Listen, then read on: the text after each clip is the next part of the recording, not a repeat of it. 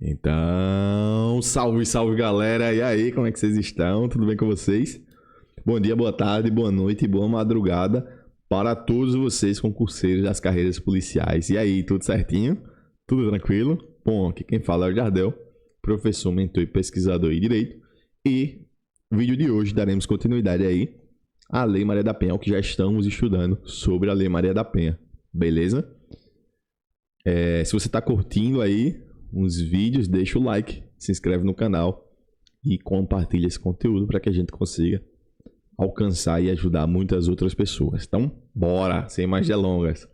Nosso item de retomada, nossa última aula, foi o artigo 12C. E eu tinha dito, inclusive, na outra aula, que esse é um artigo muito importante que eu não poderia deixar ele para o fim da aula, tá? Gente, esse artigo aqui, anota ele aí, porque tenha certeza que é o artigo que vai ser cobrado na tua prova. As bancas estão curtindo muito cobrar esse artigo aqui. Professor, por quê? O que é que ele diz? Me explica esse artigo 12C, que ele é tão importante. E antes de explicar o artigo 12C, eu vou dizer a você que não só o 12C, mas o 12D. Deixa eu colocar aqui. O 12D também é importante. Por quê? O 12D ele foi acrescentado esse ano à Lei Maria da Penha. Então a gente vai entender a diferença dos dois e iremos começar pelo 12C. Por quê, professor? Primeiro eu vou ler, depois a gente vai refletir sobre ele. Então, o que é que diz o dispositivo, né? Verificada a existência de risco atual ou iminente à vida ou à integridade física, sexual, psicológica, moral ou patrimonial da mulher em situação de violência doméstica familiar ou de seus dependentes, o agressor ele será imediatamente afastado do lar, domicílio ou local de convivência com o ofendido. Então, o que é que o código deixa claro, né?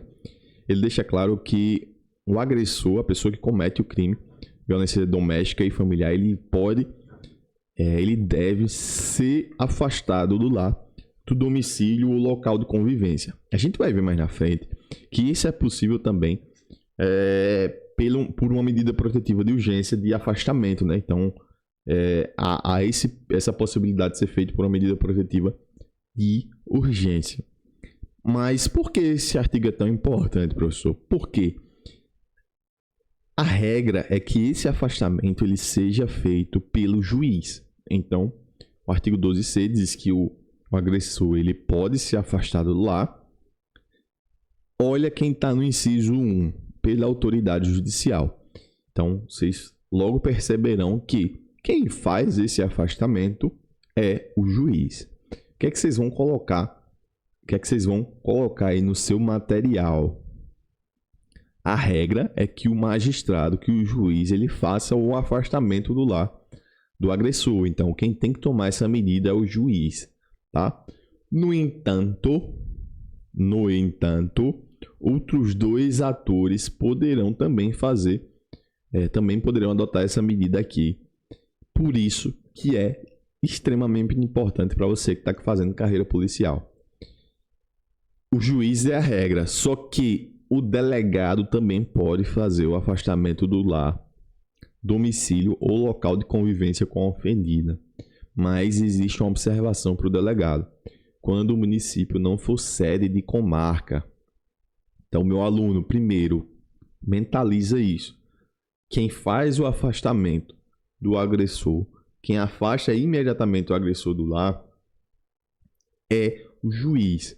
Só que o delegado pode fazer isso? Pode, desde que o município não seja sede de comarca. Professor, o que é não ser sede de comarca?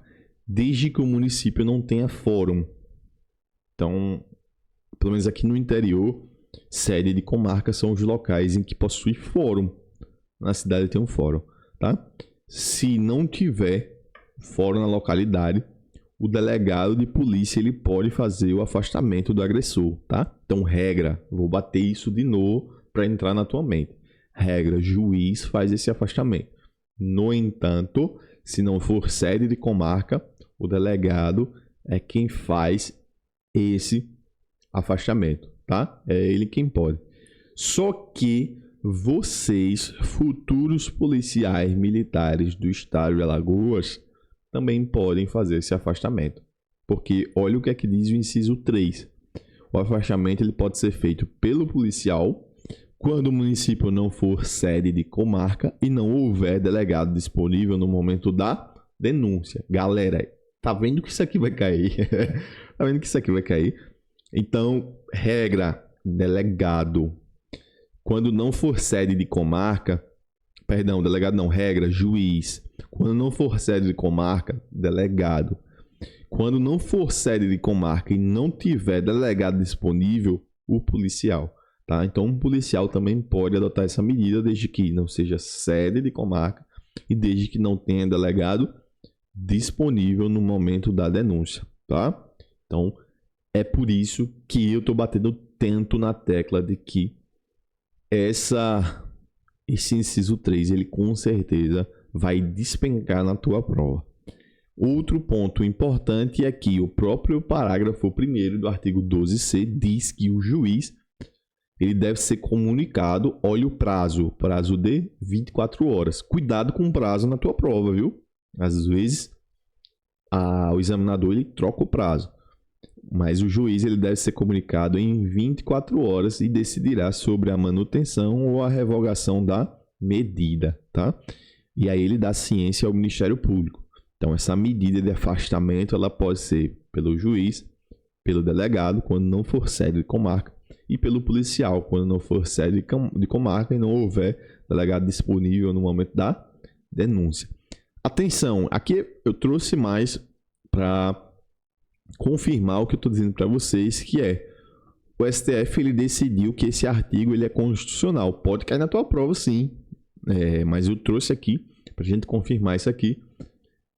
E essa decisão do STF foi em 2022, da relatoria aí do ministro Alexandre de Moraes, informativo 1048.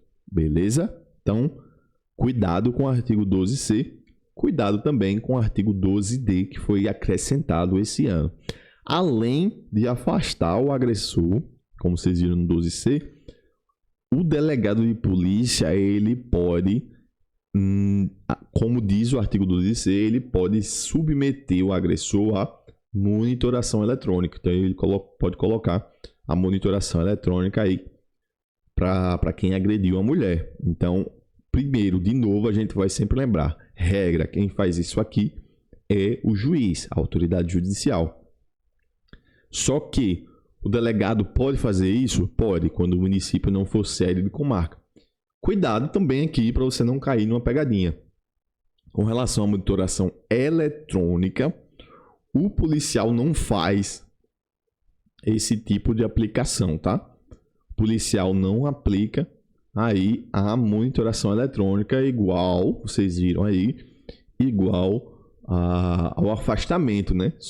O policial ele só faz o afastamento. Cuidado para a banca não pegar vocês numa pegadinha. Já estou pensando aqui como é que a banca consegue, quais são os caminhos que elas curtem fazer, que o examinador curte fazer pegadinha para você. Parágrafo único aí, na hipótese aí do inciso 2, ou seja, na hipótese da monitoração ser aplicada pelo delegado, o juiz ele deve ser comunicado no prazo máximo de 24 horas. Prazo, de novo, 24 horas e decidirá também em 24 horas sobre a manutenção ou a revogação da medida aplicada.